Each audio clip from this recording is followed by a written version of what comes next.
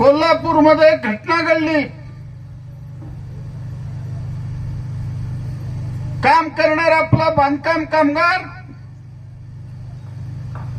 त्या सळईवर पडला। ते सळे कापले,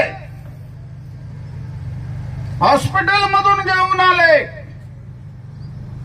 कोल्हापूरच्या तज्ञ डॉक्टरांनी सांगितलं, या पेशंटला तुम्ही मुंबईला हलवा। मुंबईला आणल्यानंतर तिथले काही लोक मला भेटले। मग ताबडतोब मी आमदार असल्यामुळं मुख्यमंत्र्यांशी बोलून त्या कामगाराचं ऑपरेशन करायला लावलं। आणि त्याच दिवशी विधानसभेमध्ये मी सरकारला विचारलं, केंद्र सरकारने 1997 ला बांधकाम कामगाराकरता कल्याण मंडळ स्थापन केलेलं आहे, तर महाराष्ट्रात का नाही?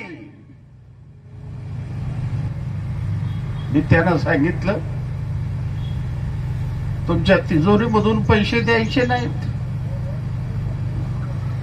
ज्या ठिकाणी 10 लाखापेक्षा जास्त बांधकाम असेल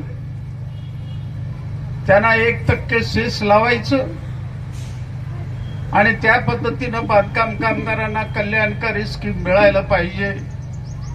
हे पहिला आवाज विधानसभेमध्ये आडम मास्तरने काढल्यामुळं